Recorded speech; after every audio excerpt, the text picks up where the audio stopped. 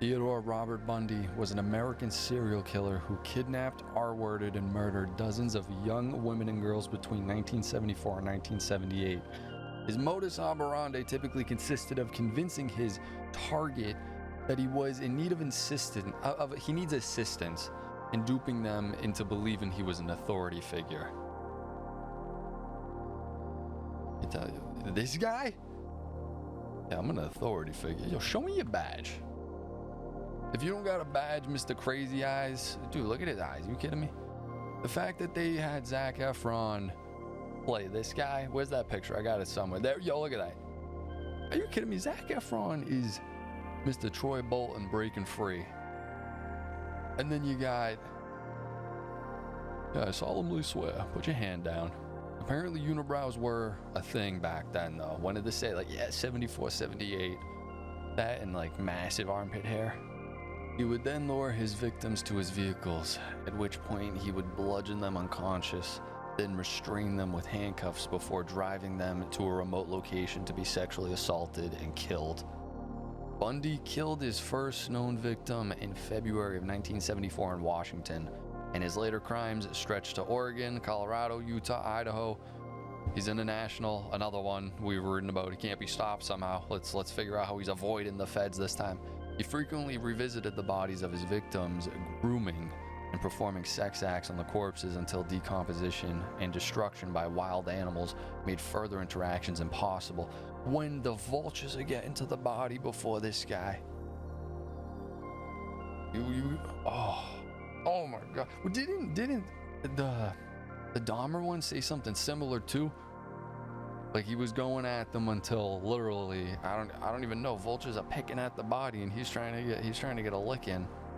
Along with the murders, Bundy was also a prolific burglar.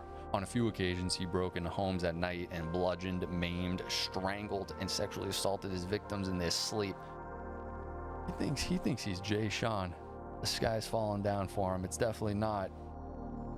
That's the only thing I know about this guy is that he was apparently, I mean, you look at him, but apparently he was like a sex icon. That's how he was able to like manipulate the girls and like, I don't know, put the swag on somehow. Because that's why they picked Zac Efron, but Zac Efron's way cooler than this guy, for obvious reasons. In 1975, Bundy was arrested and jailed in Utah for aggravated kidnapping and attempted criminal assault.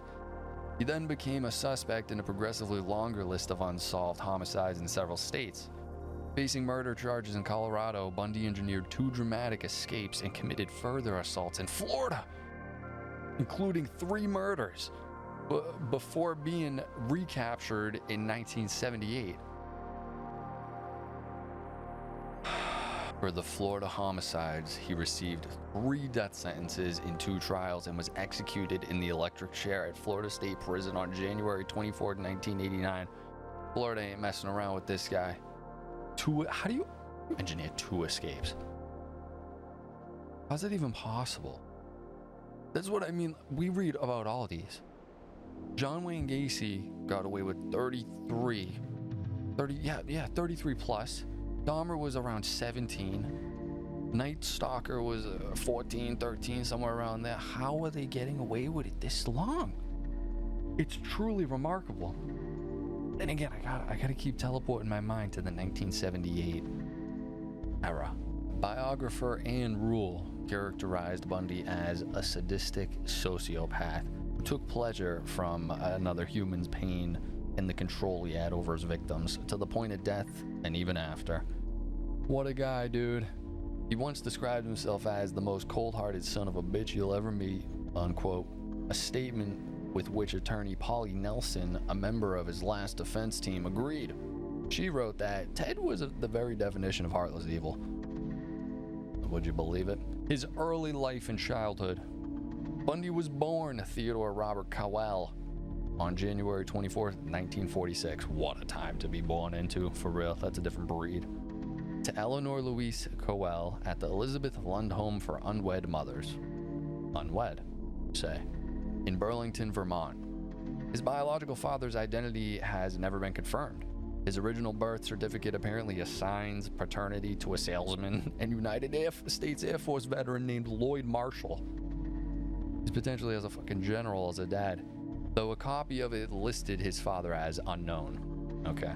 Louise claimed she met a war veteran named Jack Worthington, who abandoned her soon after she became pregnant.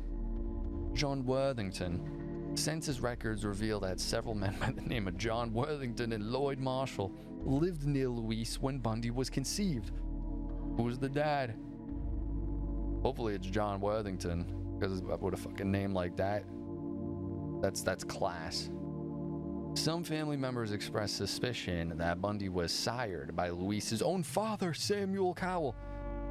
If that was the case, it makes sense why he's fucking off the rails. However, in the 2020 documentary film Crazy, Not Insane, psychiatrist Dorothy Otnow Lewis claimed that she received a sample of Bundy's blood and that a DNA test had confirmed that he was not the product of incest. Okay, it's a process of elimination. I like how we're doing this, dude, like 4th grade math. Parentheses, PEMDAS, no, what the hell is it? PEMDAS? Parentheses, exponents, multiplication, division, and left to right, multiplication, division. The first 3 years of his life, Bundy lived in the Roxborough neighborhood of Philadelphia, and his maternal grandparents, Samuel Netsch Cowell and Eleanor Miriam Longstreet, the couple raised him as their son to avoid the social stigma that accompanied childbirth outside of wedlock at the time. Yeah, 1946, they beat you with a fucking stick. Family, friends, and even young Bundy were told that his grandparents were his parents and that his mother was his older sister. Bundy eventually discovered the truth, although his recollections of the circumstances varied. He told a girlfriend that a cousin showed him a copy of his birth certificate after calling him a bastard. But he told biographers Stephen McCall at Hugh Ainsworth, I don't know what that is, that he found the certificate himself. He found it. That's a fucking movie, dude. No wonder why they got Zac Efron. I want to see that scene if they show that in that movie. Zach acting his heart out. He's like, who's my dad? Worthington. Biographer and true crime writer Ann Rule, who knew Bundy personally. How do you know him personally? Wrote that he did not find out about his true parentage until 1969, when he located his original birth record in Vermont. He found it twice? What? Bundy expressed a lifelong resentment towards his mother for never telling him about his real father. Excuse me. And for leaving him to discover the truth about his paternity for himself. Oh, Ted. Oh, Ted, what are you, some sort of fed? Bundy spoke warmly of his grandparents and told Rule that he identified with and respected and clung to his... Oh, okay, I got you. He clung to the grandfather. He respected, he looked up to him. In 1987, however, he and other family members told attorneys that Samuel was a tyrannical bully who beat his wife and dog, swung neighborhood cats by their tails, and expressed racist and xenophobic attitudes. Yo, he's looking up to this guy, Samuel. In one instance, Samuel reportedly threw his daughter, Julia, down a flight of stairs for oversleeping. That's a little bit dramatic. He would sometimes speak aloud to unseen presences, and at least once flew into a violent rage when the question of Bundy's paternity was even raised. You don't bring that up around Samuel Worthington. Bundy described his grandmother as a timid and obedient woman who periodically underwent electroconvulsive therapy for depression. I don't know if that's the type of shit you want to be doing to try to combat that. It's like that lobotomy stuff. Oh man, nice ice pick in your eye. Ooh. Ugh. And she was afraid to leave their house toward the end of her life. Yeah, I mean, all that, you get blasted enough times, definitely gonna make something worse. These description of Bundy's grandparents have been questioned in more recent investigations. Some locals in Roxborough remembered Samuel as a fine man and expressed bewilderment at the reports of him being violent. The characterization that Sam was a raging alcoholic and animal abuser was a convenient characterization used to make people justify why Ted was the way he was, said one of Bundy's cousins. All right, so he's got his back. From my limited exposure to him, nothing could be farther from the truth. His daughters loved him dearly and had nothing but fond memories of him, unquote. In addition, Louise's younger sister, Audrey Cowell, stated that their mother could not leave her home because she suffered a stroke due to being overweight and was not mentally ill. In 1950, Louise changed her surname from Cowell to Nelson, and at the urging of multiple family members, left Philadelphia with her son to live with cousins Alan and Jane Scott in Tacoma, Washington. You don't say. The following year, she met Johnny Culpepper Bundy, a hospital cook, at an adult singles night in Tacoma's First Methodist Church. Oh, she met him. He's a cook. What's he making? Empanadas. They married later that year, and Johnny formally adopted Bundy. Johnny and Louise conceived 4 children together, and though Johnny tried to include his adopted son in camping trips and other family activities, Bundy remained distant from him. Bundy would later complain to a girlfriend that Johnny, quote, was not his real father, wasn't very bright, and didn't make much money. Yo, tell him how you really feel, dude. Yo, he's a broke-ass bitch, that's what he's saying. Bundy exhibited disturbing behavior at an early age. Louise's youngest sister, Julia Cowell, recalled awakening from a nap to find herself surrounded by knives from the kitchen, and 3-year-old Bundy standing by the bed smiling. That's Chucky shit. Sandy Holt, a childhood neighbor in Tacoma, recalled Bundy as a mean-spirited kid who liked to inflict pain and suffering on others, unquote. According to Holt, Bundy once engaged in animal cruelty by hanging a stray cat from his backyard clothesline and setting it on fire with lighter fluid. How does no one else know about this if he's a kid doing this?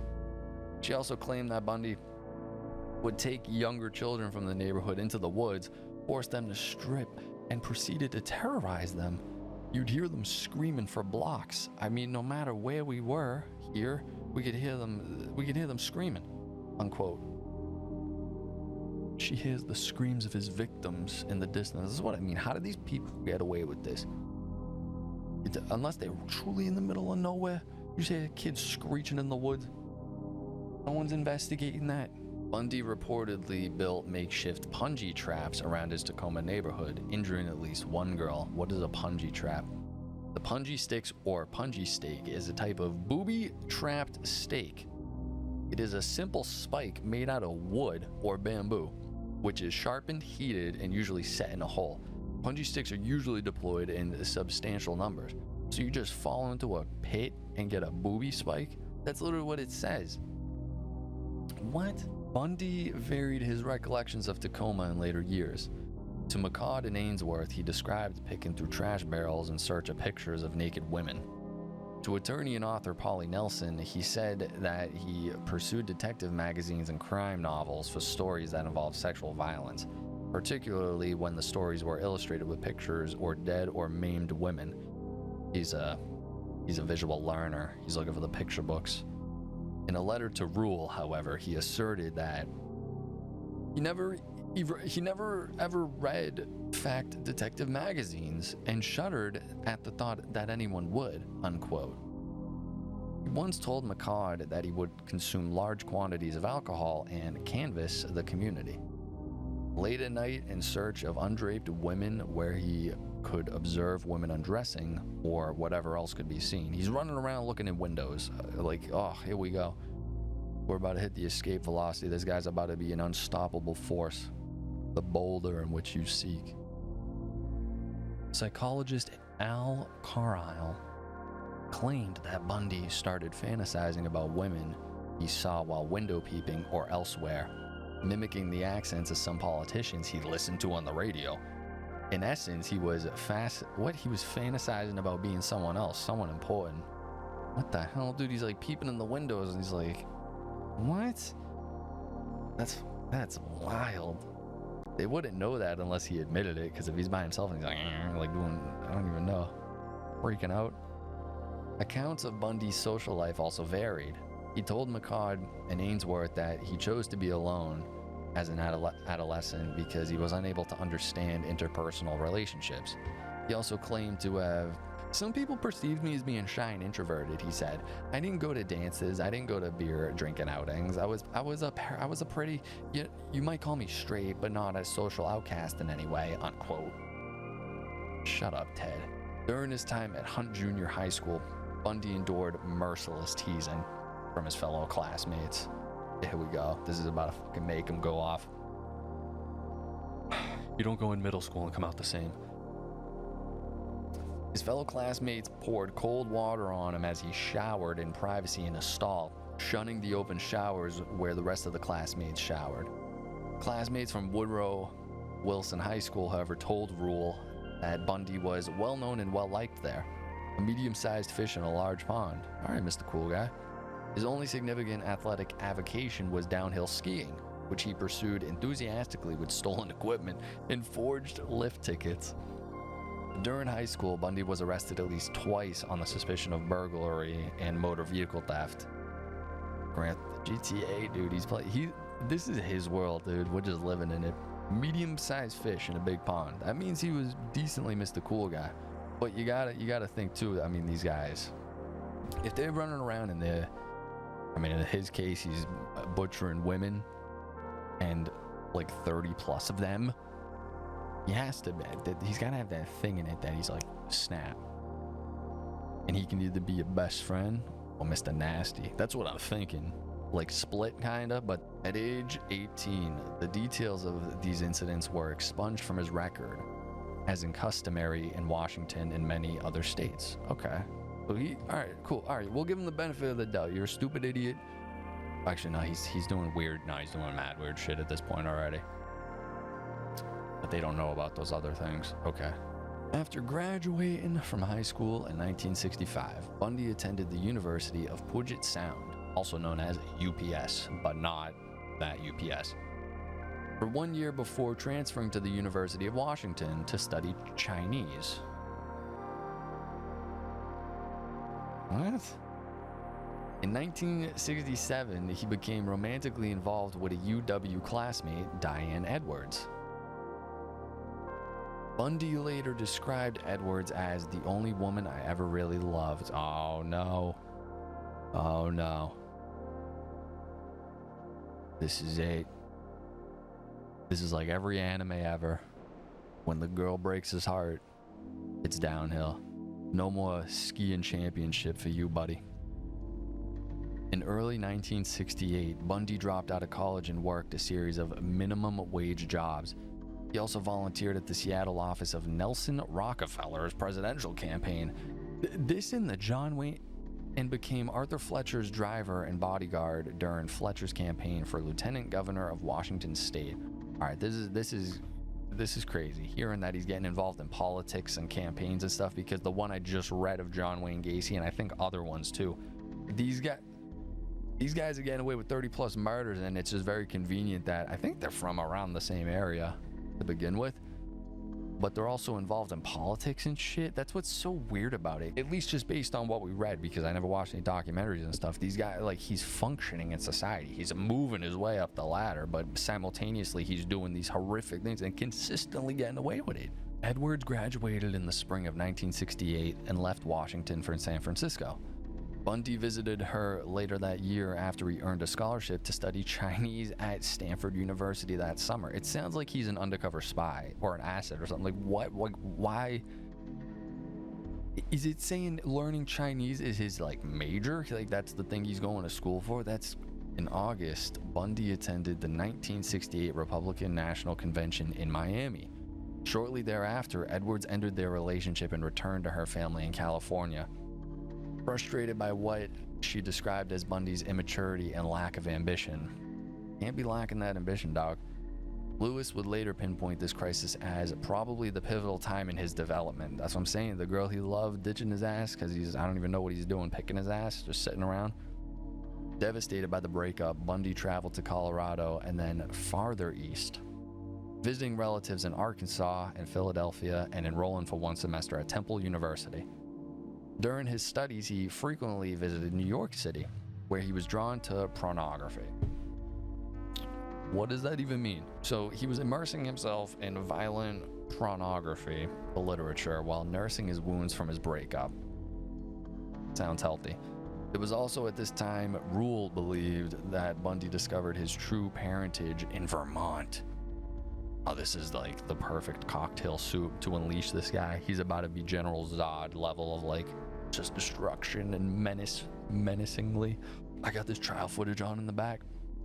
I really want to hit, like, I think what we should do with these videos is I want to go through the story, and then I think we might, like, we could do a separate one going through the trials. We got the Dahmer trial. I think John Wayne Gacy went on trial. We got a couple of the Menendez brothers. We gotta watch those. Those would be crazy videos. Drop a like, comment, let me know. Turn notifications on. Let me know if we should do separate videos of those. Bundy returned to Washington in the fall of 1969 when he met Elizabeth Klopfer, a single mother from Ogden, Utah, who worked as a secretary at the UW School of Medicine. Okay. Mama's, what is Love Island? I'm a mommy.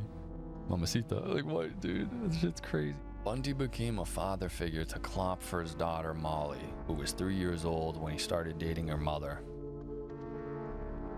He remained in her life until she was age 10, after he had been arrested. As an adult, Molly wrote of instances beginning at age 7 in which Bundy was abusive or sexually inappropriate with her. Her accounts include Bundy hitting her in the face, knocking her down, putting her at risk of drowning, indecent exposure, and sexual touching disguised as accidents or games. Mental case. Why is this TV doing that? The ring's about to come through it. What the hell, dude? I don't like that. That's some scary shit. The spirit of Ted Bundy, his electroshock, that. Blah. In mid-1970, Bundy, now refocused and goal-oriented, re-enrolled at UW. This time as a psychology major. Okay. At least it's not Chinese. I mean, that's just like, what do you, like, how are you gonna make money with that? He became an honor student and was well regarded by his professors. In 1971, he took a job at Seattle Suicide Hotline Crisis Center. There, he met and worked alongside Rule, a former Seattle police officer and aspiring crime writer who would later write on the definitive Bundy biography. Rule saw nothing disturbing in Bundy's personality at the time. She described him as kind, solicitous, and empathetic. What a bastard. After graduating from UW in 1972, Bundy joined Governor Daniel J. Evans' re-election campaign. Posing as a college student, he shadowed Evans' opponent. Former Governor Albert Rossellini was the opponent, and recorded his stump speeches for analysis by Evans' team. Yo, he's a fucking rat, dude. He's MI6. Oh my god. Evans subsequently appointed... Oh, there you go. No, where's that picture? Oh, this picture. This picture's wild. Evans subsequently appointed Bundy to the Seattle Crime Prevention Advisory Committee.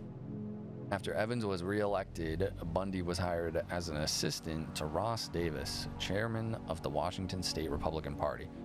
Alright, this is crazy. Davis thought well of Bundy and described him as smart, aggressive, and a believer in the system. In early 1973, despite mediocre LSAT scores, Bundy was accepted into the law schools of UPS and the University of Utah. On the strength of letters of recommendation from Evans, Davis and several UW psychology professors. All right, so he's got the connection somehow. He pulled this out of his ass. Is where he pulled it. During a trip to California on Republican Party business in the summer of 1973, Bundy rekindled his relationship with Edwards. She marveled at his transformation into a serious and dedicated professional, seemingly on the cusp of a significant legal and political career. So he went and grinded and got to the top, and now he's like, yo, look at me now. Bundy continued to date Klopfer as well. Neither woman was aware of the other's existence. Yo, no way. He's playing them like a fiddle from here, fiddlesticks. In the fall of 1973, Bundy matriculated at, what is that? Matriculation is the formal process of entering a university or of becoming eligible to enter by fulfilling certain academic requirements. And he continued courting Edwards at the same time, who flew to Seattle several times to stay with them. They discussed marriage. At one point, he introduced her to Davis as his fiancée. What? In 1974, Bundy abruptly broke off all contact with Edwards. Her phone calls and letters went unreturned. He went stone cold. When she finally reached him by phone a month later, she demanded to know why he had unilaterally ended their relationship without explanation. In a flat, calm voice, he replied, "Diane, I have no idea what you mean," and hung up the phone. What a fucking pancake asshole. She never heard from him again. Bundy later explained, "I just wanted to prove myself that I could have married her." But Edwards concluded in retrospect that Ted's high-power courtship in the latter part of 1973 had been deliberately planned, that he had waited all those years to be in a position of where he could make her fall in love with him, so that he could drop her, reject her, as she had rejected him.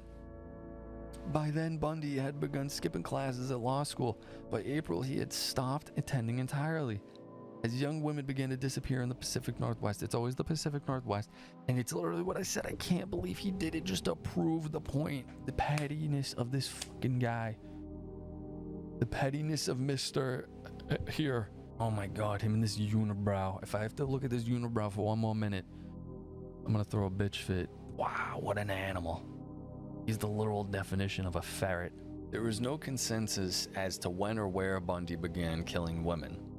He told different stories to different people and refused to divulge the specifics of his earliest crimes, even as he confessed in graphic detail to dozens of later murders in the days preceding his execution. So he's being mad. He's such a petty bitch, this guy. Bundy told Nelson that he attempted his first kidnapping in Ocean City, New Jersey in 1969, but did not kill anyone until sometime in 1971 in Seattle. He told psychologist Art Norman that he killed 2 women in Atlantic City while visiting family in Philadelphia in 1969. Bundy hinted to homicide detective Robert D. Keppel that he committed a murder in Seattle in 1972, and another murder in 1973 that involved a hitchhiker near Tumwater, but he refused to elaborate. Rule and Keppel both believed that he might have started killing as a teenager. Bundy's earliest documented homicides were committed in 1974 when he was 27 years old. By his own admission, he had by then mastered the necessary skills in the area before DNA profiling to leave minimal incriminating forensic evidence at the crime scene. Yeah, that's what I'm saying. He's learning this. He is Black Ops 6. He is. Yo, if he wears a ski mask, he could take down a small country, this guy. I didn't turn the pumpkin on again. What the fuck, dude? His murder spree in the western states, Washington, Oregon. Shortly after midnight on January 4th, 1974, around the time that he terminated his relationship with Edwards, Bundy entered the basement apartment of 18-year-old Karen Sparks. She was a dancer and student at UW in Seattle's University District. After bludgeoning Sparks with a metal rod from her bed frame, he sexually assaulted her with the same rod, causing extensive internal injuries and rupturing her bladder. Oh my god, dude. So, oh man, this is the first kill he's doing. What a fucking menace. Demon, you gotta be demon to do that type of shit. Sparks remained unconscious in the hospital for 10 days, and although she survived, she was left with permanent brain damage with significant loss to her vision and hearing. Oh man. In the early morning hours of February 1st, Bundy broke into the basement room of 21-year-old Linda Ann Healy, a UW undergraduate who broadcasts morning radio weather reports for skiers. Well, now we know how he knows her. He beat her unconscious, dressed her in blue jeans, a white blouse and boots, and carried her away. Carried her away where?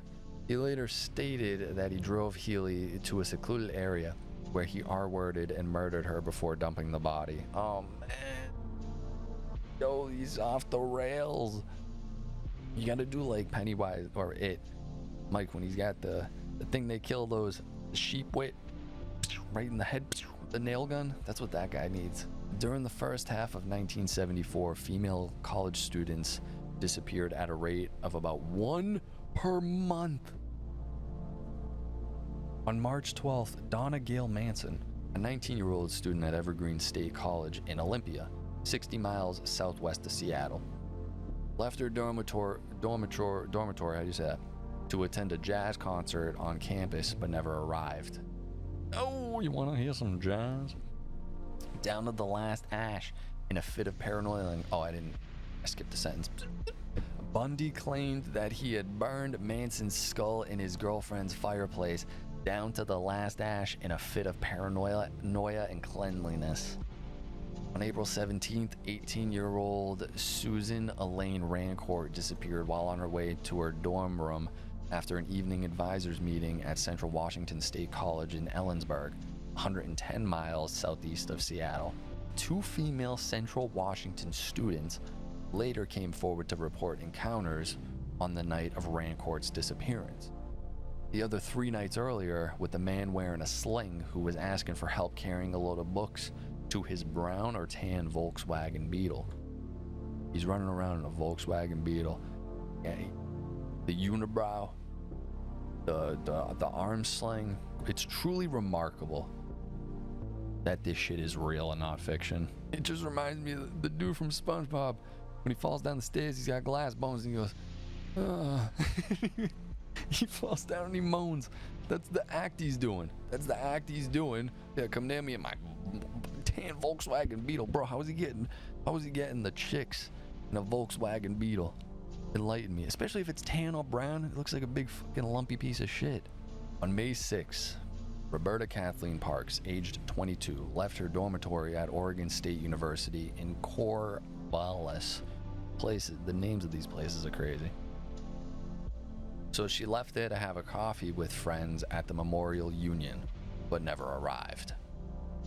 Bundy claimed that he spotted Parks in the cafeteria and persuaded her to go with him to a bar. After they got into his car, he tied and gagged Parks and drove her back to Washington to be killed, R-wording her twice on the way.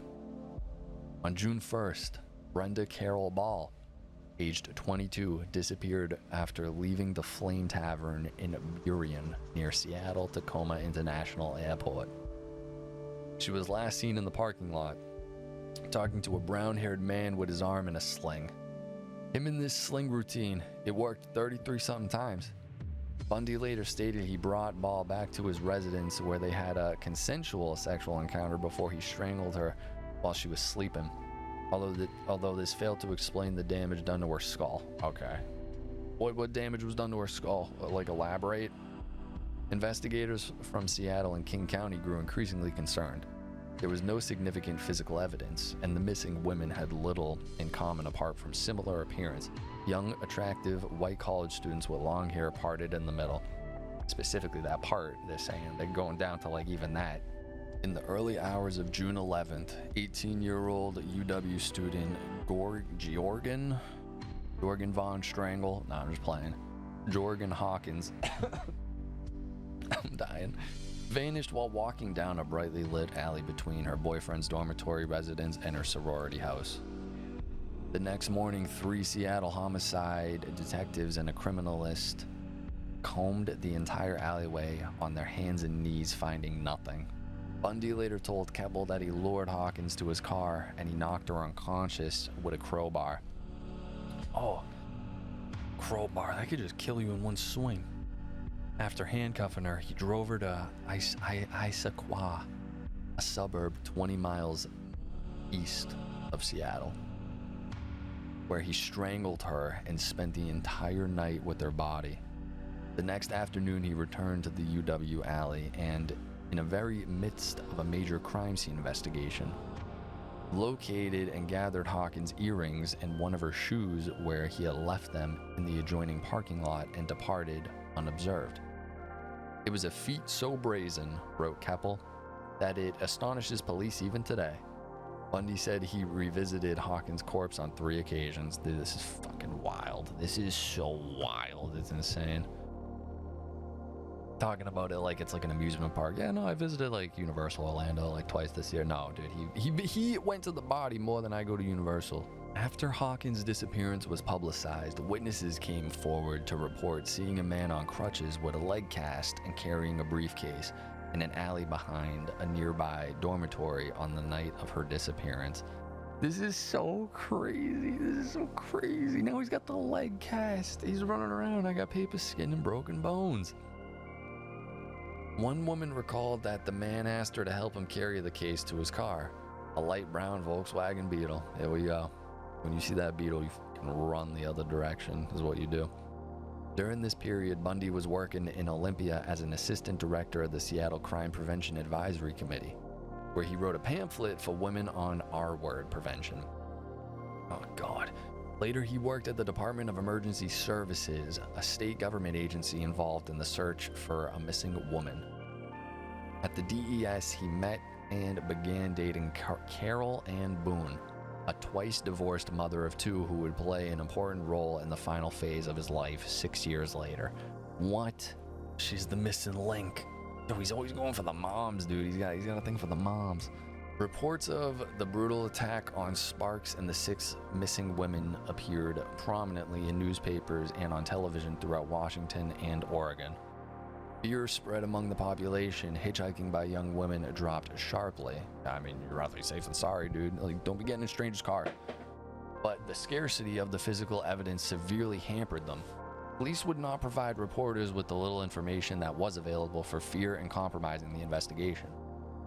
Further similarities between the victims were noticed.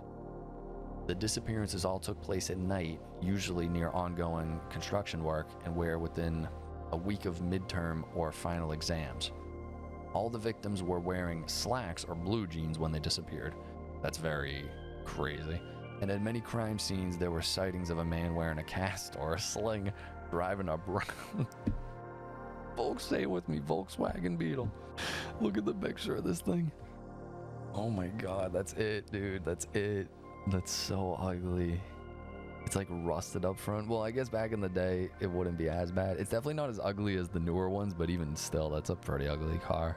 The Washington and Oregon murders culminated on July 14th with the abductions in broad daylight of 2 women from a crowded beach at the Lake Samasya, state park in Issaquah. Dude, the names of these places are crazy. 4 female witnesses described an attractive young man wearing a white tennis outfit with his left arm in a sling, speaking with a light accent, perhaps Canadian or British, introducing himself as Ted. He asked their help in unloading a sailboat from his tan or bronze-colored Volkswagen Beetle. 3 of them refused. 1 accompanied him as far as his car, saw that there was no sailboat, and fled. 3 additional witnesses saw Ted approach 23-year-old Janice Ann Ott, a probation caseworker at the King County Juvenile Court, and watched her leave the beach in his company. Oh boy. Wow, dude. I mean, yeah, because his shtick, everyone's on notice now that no one's going hitchhiking, no one's going alone. The fucking dude in a Volkswagen Beetle and a sling. The word is getting out now, jackass.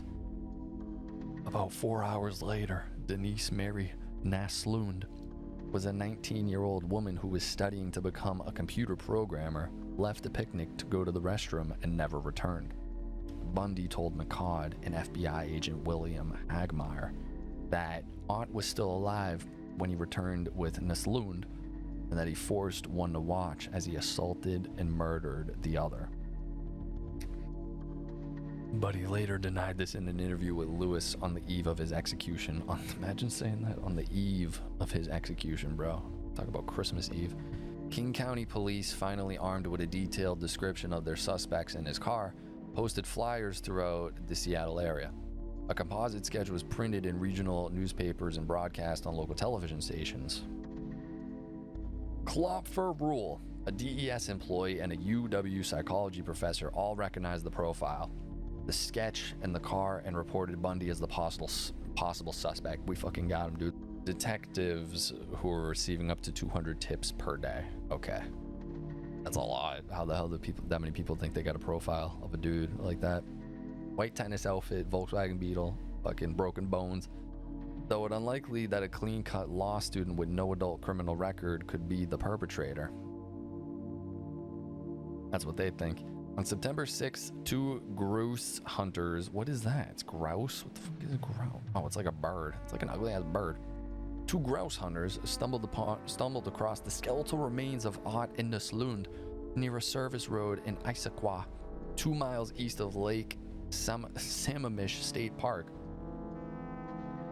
An extra femur and several vertebrae found at the site were later identified by Bundy as those of Hawkins.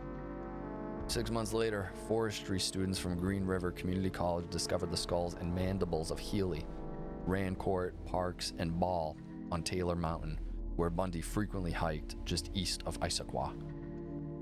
Manson's remains were never recovered. Dude, find the molars. That's all that's left is molars. Idaho, Utah, and Colorado? What about it? Rooming house in Salt Lake City where Bundy lived from September 1974 to October. This is where he lived? I mean, that's not too bad. I know many I mean, on the outside, it doesn't look too bad unless you go in and it's crackheads for days. So it's showing the fire escape used to sneak into his room and windows to the utility room where he concealed photo souvenirs of his murders. Oh my God, yo, sneaking in and out of that, you devil. He must have been pretty damn agile. Freaking sneaking in and out of the ladder like that. In August 1974, Bundy received a second acceptance from the U of U Law School and moved to Salt Lake City, Utah, leaving Kupfer in Seattle. While he called Kupfer often, he dated at least a dozen other women. As he studied the first-year law curriculum a second time, Bundy was devastated to find out that the other students had some intellectual capacity that he did not. He found the classes completely incomprehensible. It was a great disappointment to me, he said. A new string of homicides began the following month, including 2 that would remain undiscovered until Bundy confessed to them shortly after his execution. Or before his execution, rather. He ain't talking much after that. Fucking bolts right to your brain. Dude, the fact that he's got these strings to pull that he can just get in and out of a law school like that is crazy. On September 2nd, Bundy R-worded and strangled a still unidentified hitchhiker in Idaho, then returned the next day to photograph and dismember the corpse before disposing of the remains in the nearby river. On October 2nd, he conducted the 16-year-old Nancy Wilcox in Holiday, Utah, a suburb of Salt Lake City. Bundy confessed that Wilcox was walking on a poorly lit main roadway, where he parked his car and forced her into an orchard. Yo, don't go into the orchard, dude. What the hell are you doing? He then restrained her, put her into his vehicle, and drove back to his apartment, where he allegedly kept her for 24 hours. Bundy informed investigators that her remains were buried near Capitol Reef National Park, some 200 miles south of Holiday, but they never found. Okay. Yeah, they're at this place, but we can't find them. I mean, again, granted, they didn't even have like DNA looking around yet. That's what he means. He's over there like picking up any little microscopic hair and stuff. They can't find shit from this guy at the crime scenes. On October 18th, Melissa Ann Smith, the 17-year-old daughter of the police chief of Midvale, another Salt Lake City suburb, disappeared after leaving a pizza parlor at around 9:30 p.m. Her nude body, I don't know why I enunciated that, I just couldn't find my spot. Her nude body was found in a nearby mountainous? It sounds like a magic card. Area 9 days later. Post-mortem examination indicated that she may have remained alive for up to 7 days following her disappearance. Holy shit. On October 31st, not Halloween, bro. Laura Ann Aim, also age 17, disappeared 25 miles south of Lahey after leaving a Halloween party by herself just after midnight. That's when the zombies come out, dude. She was last seen trying to hitchhike. Did you not get the notice? Her nude body was found by hikers 9 miles to the northeast in American Fork Canyon on Thanksgiving Day. Dude, the hikers who come across that shit, that's crazy. It's like Logan Paul with the dead body, but his reaction was like, fucking wow, is there a guy hanging there? What is stupid? The stupid, what's it called? The alien from Toy Story hat. This guy's a goofball, dude. The medical examiner estimated that Aim had died on November 20th, 20 days after her disappearance. Both Smith and Aim had been beaten, R-worded, sodomized, and strangled with nylon stockings. Years later, Bundy described his post-mortem rituals with the corpses of Smith and Aim, including her hair shampooing and application of makeup. This fucking guy's a menace to society, bro. It's actually sickening. In the late afternoon of November 8th, Bundy approached 18-year-old telephone operator Carol Daranch at Fashion Place Mall in Murray, less than a mile from the Midvale restaurant where Smith was last seen. He identified himself as Officer Rosland of the Murray Police Department, told Daranch that someone had attempted to break into her car and asked her to accompany him to the station to file a complaint. What the fuck?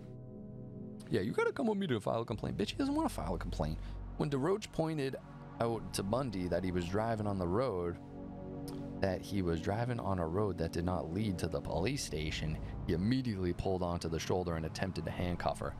During their struggle, he inadvertently fastened both handcuffs to the same wrist, and Daranch was able to open the car door and escape. Yes, get out of there.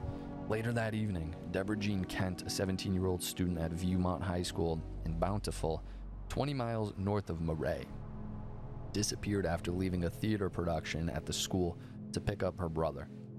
The school's drama teacher and a student told police that a stranger had asked each of them to come out to the parking lot to identify a car. Is he even running around doing this with a badge or anything? He's just like, yeah, no, I'm the law. How is anyone believing his stupid ass? What are you talking about? Another student later saw the same man pacing in the rear of the auditorium, and the drama teacher spotted him again shortly before the end of the play. Outside the auditorium, investigators found a key that unlocked the handcuffs removed from Duranche's wrist. Bundy eventually admitted to abducting Kent and keeping her at his apartment for a day, stating she was alive during half of it. What? What, you sick maniac? In November, Klopfer called King County Police a second time after reading that young women were disappearing in towns surrounding Salt Lake City. Detective Randy Hirsch of the Major Crimes Division interviewed her in detail. By then, Bundy had risen considerably on the King County hierarchy of suspicion, but the Lake Sammamish witness considered most reliable by detectives failed to identify him from a photo lineup. In December, Klopfer called the Salt Lake County Sheriff's Office and repeated her suspicions. Bundy's name was added to their list of suspects, but at the time, no credible forensic evidence linked him to the Utah murders. In January 1975, Bundy returned to Seattle after his final exams and spent a week with Klopfer, who did not tell him that she had reported him to the police on 3 occasions, playing the long game, bitch. She made plans to visit him in Salt Lake City in August. Oh my God! Karen Campbell, Bundy's 14th documented murder, victim and the subject of his first homicide indictment. What? Oh man. Oh, that's so sad, bro. What was this? Karen Campbell. Oh, Karen Campbell. In 1975, Bundy shifted much of his criminal activity eastward, from his base in Utah to Colorado. On January 12th, a 23-year-old registered nurse named Karen Eileen Campbell disappeared while walking down a well-lit alley between the elevator of her room at the Wildwood Inn. Her nude body was found a month later next to a dirt road just outside the resort. According to the coroner's report, she had been killed by blows to her head from a blunt instrument that left distinctive linear grooved depressions on her skull. That's a crazy way to describe that. It just kept going. Her assailant had slit her left earlobe, and her body also Pennywise. The death would be quick, but with this guy, he's like playing this evil mastermind in his head. Ugh, I want no part of it. Like Pennywise, I'd be like, is that a fucking demon clown? But this guy is just, I don't want to encounter this under an underpass at a bridge, is what I'm saying. He kind of looks like Jim Henson there. No disrespect to Jim Henson at all, because Jim Henson is the fucking goat. Bundy stated he abducted Oliverson, that's such a hard name, killed her in his car near the Utah state line and dumped her body in the Colorado River. This admission was supported by gas receipts, which showed that he was in the city on the same day that Oliverson went missing. Idaho. Wait, what?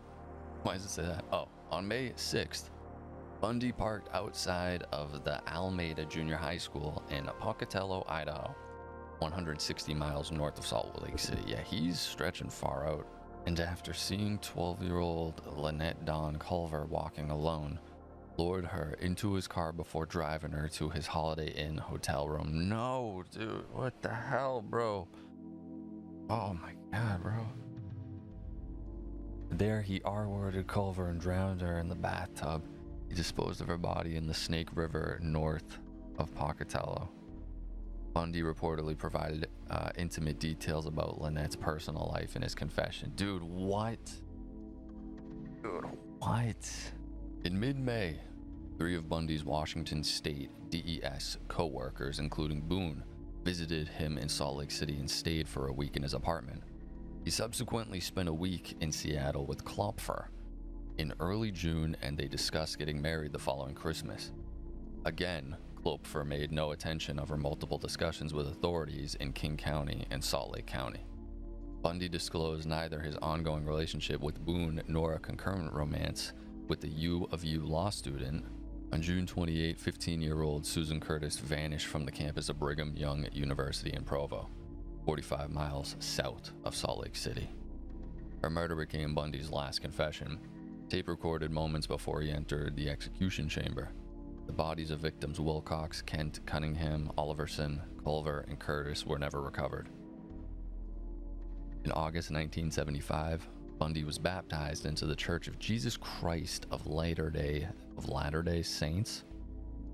He's the real saint.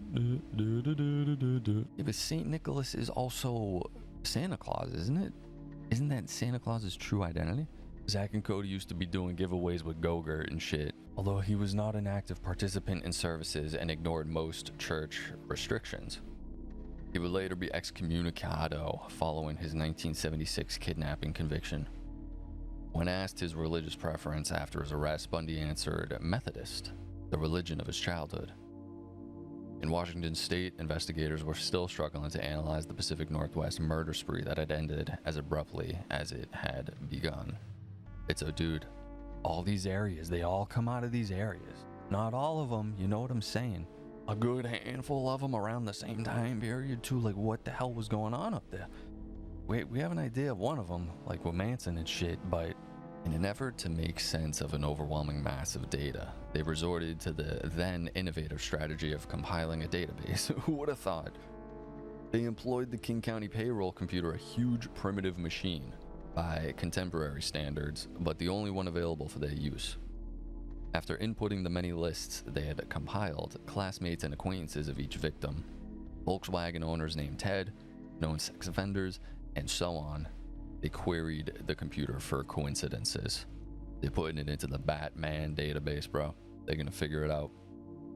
Out of thousands of names, 26 turned up on 4 lists. One was Bundy.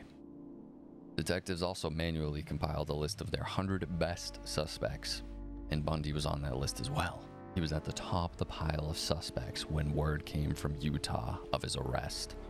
Yeah, there's only one guy this points to, boys. No way. No way. This is what they found. He's literally the Hamburglar dude. He does have the ski mask. I said he could take down a small country if he had the ski mask. Oh, this is so crazy. He's got an ice pick.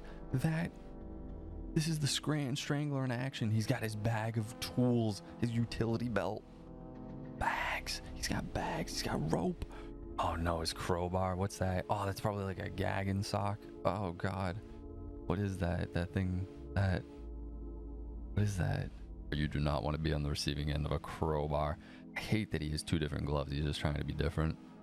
He's like Michael Jackson. He throws one to keep him off his scent. On August 16th, 1975, Bundy was arrested by Utah Highway Patrol Officer Bob Hayward in Granger, another Salt Lake City suburb.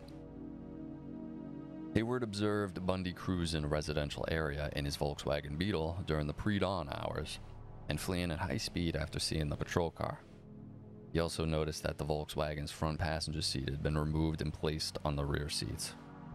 Searching the car, Hayward found a ski mask, a second mask fashioned from pantyhose, a crowbar, handcuffs, trash bags, a coil of rope, an ice pick, and other items initially assumed to be burglary tools. He has a second backup mask. Out of pantyhose, he did the panty raid. The fact that they banned that SpongeBob episode is kind of annoying. Bundy explained the ski mask was for skiing. He had found the handcuffs in a dumpster and the rest were common household items. However, Detective Jerry Thompson remembered a similar suspect in a car description from the Duranch kidnapping in November of 1974, and Bundy's name from Klupfer's phone call a month later. In a search for Bundy's apartment, police found a guide to Colorado ski resorts with the check mark by the Wildwood Inn, and a brochure that advertised the Viewmont High School play in Bountiful, where Kent had disappeared. Police did not have sufficient evidence to detain Bundy, so he was released on his own recognizance. Bundy later said that searchers missed a hidden collection of Polaroid photographs of his victims, which he destroyed after he was released. What a guy. Salt Lake City police placed Bundy on 24-hour surveillance, and Thompson flew to Seattle with 2 other detectives to interview Klopfer. She told them that in the year prior to Bundy's move to Utah, she had discovered objects that she couldn't understand in her house and in Bundy's apartment. He's leaving these things around here. These items included crutches, a bag of plaster of Paris. What is that? What? That's pretty legit. Is he talking about the painting or like the sculpture of that? Because the sculpture is impressive. Additional objects included surgical gloves, an oriental knife in a wooden case that he kept in a glove compartment, and a sack full of women's clothing. Bundy was perpetually in debt, and Klopfer suspected that he had stolen almost everything of significant value that he possessed. He's just robbing these people blind. He's the Dollar Tree burglar. When she confronted him over a new TV and stereo, he warned her, "If you tell anyone, I'll break your fucking neck." Sounding like The Departed. She said Bundy became very upset whenever she considered cutting her hair, which was long and parted in the middle. I forgot that was a commonality they said he was going for, right? Specifically the part in the middle. She would sometimes awake in the middle of the night to find him under the bed covers with a flashlight, examining her body. What the hell, dude? How bright is the flashlight? He kept a lug wrench taped halfway up to the handle on the trunk of her car. Another Volkswagen Beetle, which he often borrowed for protection. The detectives confirmed that Bundy had not been with Klopfer on any of the nights during which the Pacific Northwest victims had vanished, nor on the day of Ott and Nasselund were abducted from Lake Sammamish. Shortly thereafter, Klopfer was interviewed by Seattle homicide detective Kathy McChesney, and I learned of the existence of Edwards and her brief engagement to Bundy around Christmas of 1973. In September, Bundy sold his Volkswagen Beetle to a Midvale teenager.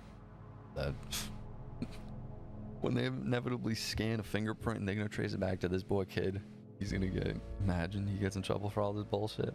They're like, yo, we got his print though. He's like on the car.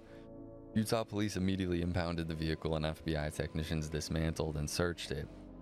Hairs were discovered matching samples obtained from Campbell's body. Later, they also identified hair strands microscopically indistinguishable from those of Smith and Durange. FBI lab specialist Robert Neal concluded that the presence of hair strands in one car matching 3 different victims who had never met one another would be a coincidence of mind-boggling reality. That's what a rarity in reality, because there's no way in hell. On October 2nd, detectives put Bundy into a lineup. Durange immediately identified him as Officer Roseland, and witnesses from Bountiful recognized him as the stranger at the Viewmont High School auditorium. There was insufficient evidence to link him to Kent, whose body had not been found, but more than enough evidence to charge him with aggravated kidnapping and attempted criminal assault in the Durange case.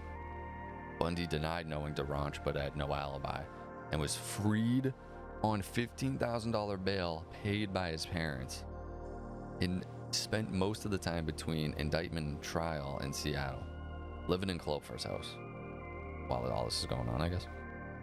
Seattle police had insufficient evidence to charge him in the Pacific Northwest murders, but kept him under close surveillance. Yeah, you definitely want to.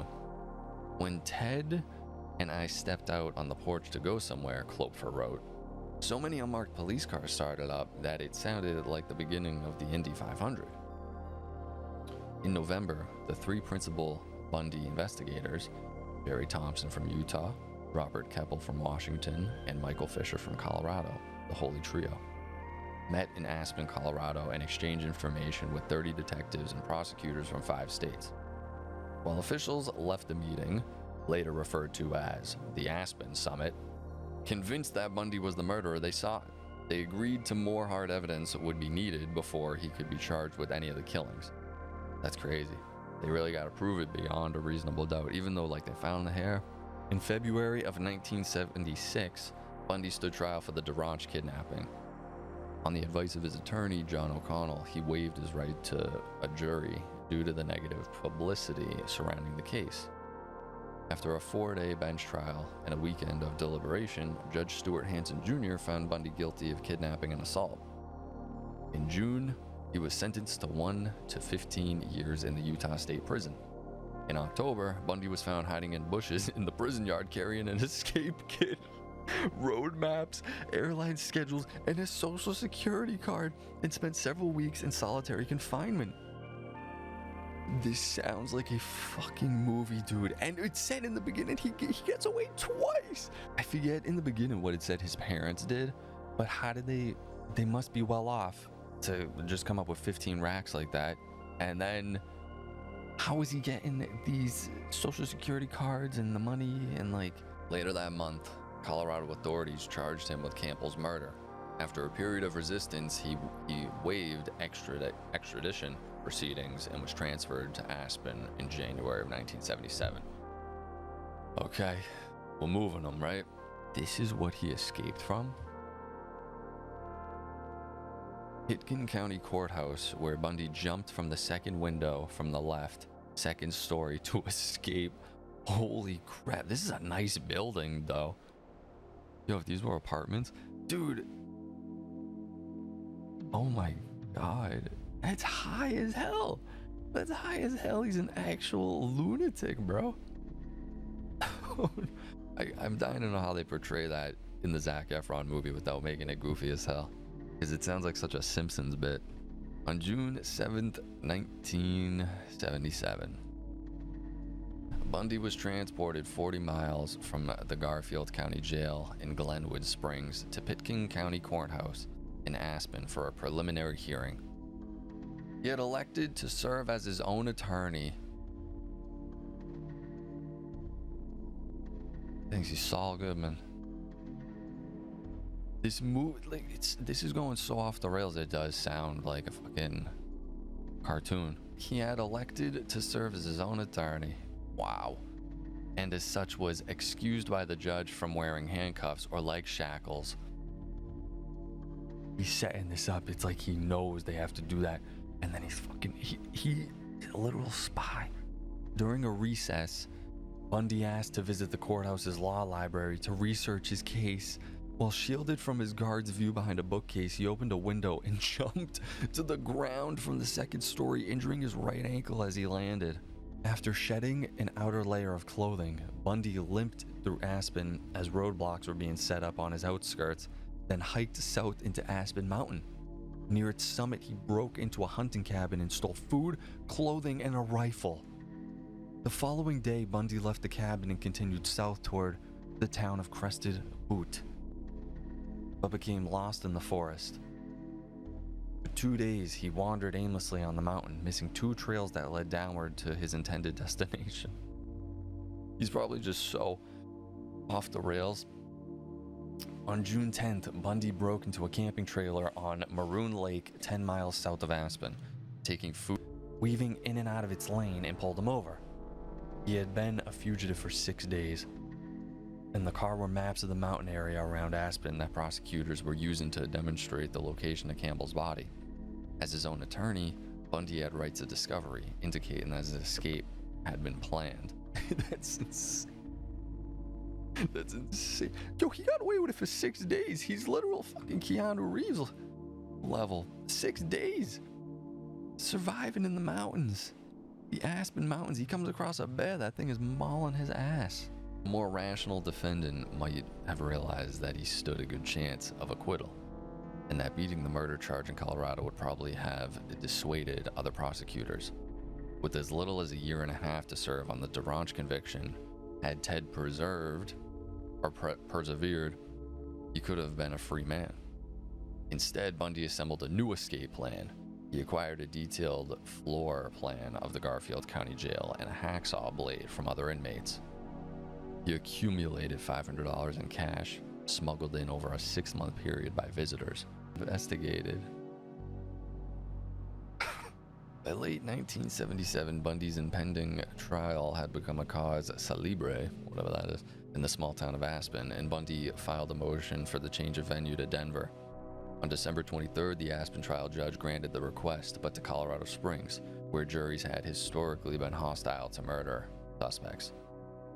On the night of December 30th, with most of the jail staff on Christmas break and nonviolent prisoners on furlough with their family, Bundy piled books and files in his bed, covered them with a blanket to simulate his sleeping body, and climbed into the crawl space. He broke through the ceiling into the apartment of the chief jailer, who was out for the evening with his wife, changed into street clothes from the jailer's closet, and walked into the front door to freedom.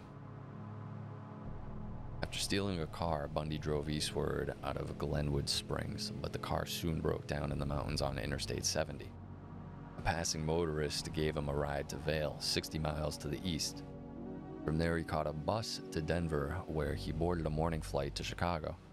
Back in Glenwood Springs, the jail's skeleton crew did not discover the escape until noon of December 31st, more than 17 hours later. By then, Bundy was already in Chicago. Absolute fucking animal, dude. This is insane. The Florida murders and rearrest. From Chicago, Bundy traveled by train to Ann Arbor, Michigan, where he was present in a local tavern on January 2nd. 5 days later, he stole a car and drove south to Atlanta, where he boarded a bus and arrived in Tallahassee, Florida, on the morning of January 8th. He stayed for one night at a hotel before renting a room under the alias Chris Hagen at a boarding house near the Florida State University campus.